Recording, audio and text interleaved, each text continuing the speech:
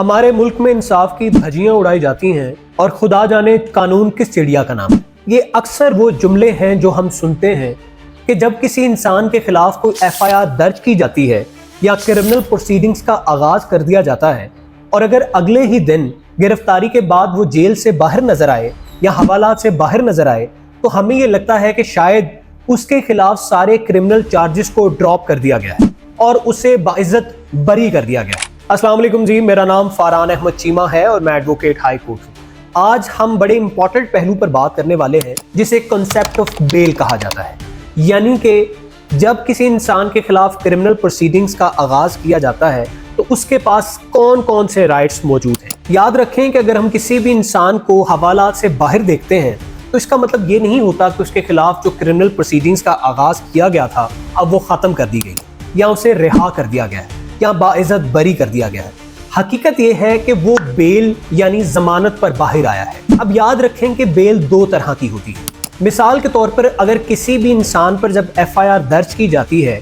इस वक्त वो एक मुल्जिम है, यानी उस पर एक इल्जाम लगा है, अभी वो इल्जाम साबित नहीं हुआ। अगर वो इल्जाम साबित हो जाएगा तो वो जुर्म कहलाएगा और उसको करने वाला मुजरिम के नाम से जाना जाएगा। तो इस वक्त अगर उसकी गिरफ्तारी अभी नहीं हुई तो वो एप्रीहेंशन ऑफ अरेस्ट की बिना पर, यानी उसे डर है कि उसे अरेस्ट कर लिया जाएगा, इसकी बिना पर वो बेल पिटीशन फाइल कर सकता है जिसे कहा जाता है प्री अरेस्ट बेल कबल अज गिरफ्तारी। That petition is filed under section 498 of CrPC, कि जिसके अंदर अदालत ये देखेगी कि ये जो एफआईआर दर्ज की गई है क्या वो वाकई हकीकत पर मबनी है या फिर वो सिर्फ उस इंसान को हरास करने के लिए या ब्लैकमेल करने के लिए या फिर किसी पॉलिटिकल एजेंडा की बिना पर दर्ज तो नहीं की गई, क्या वाकई ये हकीकत पर मबनी है। फिर अदालत ये देखेगी कि क्या रिकॉर्ड के ऊपर कोई ऐसे शवाहिद मौजूद हैं, क्या सफिशिएंट ग्राउंड्स मौजूद हैं कि जिनकी बिना पर इस जुर्म को साबित किया जा सकता है।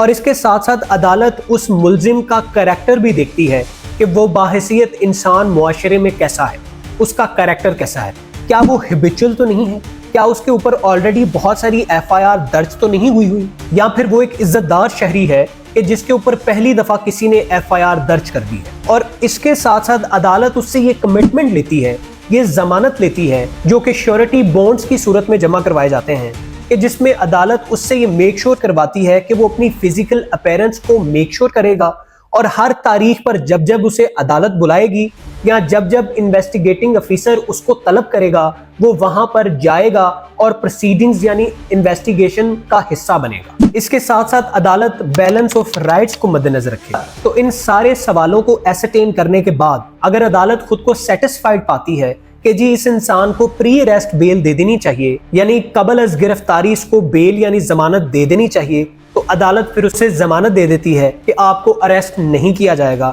लेकिन आप इन्वेस्टिगेशन प्रोसीडिंग्स का हिस्सा बनेंगे। अब अगला सवाल ये है कि अगर किसी इंसान की गिरफ्तारी हो जाती है यानी कि उसे अरेस्ट कर लिया गया है तो फिर उसके पास क्या रेमेडी मौजूद है। वहां पर वो पोस्ट अरेस्ट बेल की पिटीशन फाइल कर सकता है जिसे बाद अज गिरफ्तारी कहा जाता है। That petition is filed under section 497 of CrPC. इस पिटीशन को डिसाइड करते हुए भी अदालत रीजनेबल ग्राउंड्स ऑफ गिल्ट को देखती है कि क्या वाकई ऑन रिकॉर्ड रीजनेबल ग्राउंड्स मौजूद हैं कि जिनकी बिना पर यह फैसला किया जा सकता है कि जी इस मुल्जिम ने वाकई ये जुर्म किया है। और ऐसे केसेस जहां पर ऑफेंस ज्यादा सीरियस होता है, मतलब कोई ऐसे जुर्म है कि जिनकी सजाए मौत हो सकती है या उम्र कैद की सजा सुनाई जा सकती है या 10 साल से ज्यादा की सजा है, तो उन केसेस में अक्सर औकात अदालतें बेल नहीं देती। फिर अदालतें देखती हैं कि नेचर ऑफ ऑफेंस क्या है, सीरियसनेस ऑफेंस क्या है, यानी अदालतें इस चीज का ध्यान रखती हैं कि किसी भी इंसान या किसी भी मुल्जिम को ट्रायल के बगैर ज्यादा एक्सटेंडेड पीरियड के लिए हवालात में ना रखा जाए। लेकिन अगर वो डिले उस मुल्जिम के अपने कॉन्डक्ट की वजह से है तो फिर बेल के चांसेस कम है। फिर अदालत ये मेक श्योर करती है कि अगर इस इंसान को, अगर इस मुल्जिम को हम बेल दे देते हैं तो रिस्क ऑफ एब्सकॉन्डेंस तो नहीं है, यानी ये बंदा कहीं फरार तो नहीं हो जाएगा। और बिल्कुल इसी के साथ साथ अदालत उस मुल्जिम का जेंडर, उसकी उम्र, उसकी सेहत को भी मद्देनजर रखती है, सोसाइटी के अंदर उसकी सोशल स्टैंडिंग और फिर उसके कैरेक्टर को भी मद्देनजर रखती है। यहाँ पर मैं आपको अपने एक ज़ाती केस के बारे में बताऊंगा कि जिसके अंदर हमारे क्लाइंट थे वो हार्ट के पेशेंट थे और जेल में रहने की वजह से दिन ब दिन उनकी सेहत डिटीरियोरेट करती चली जा रही थी। अगर मजीद उनको जेल में रखा जाता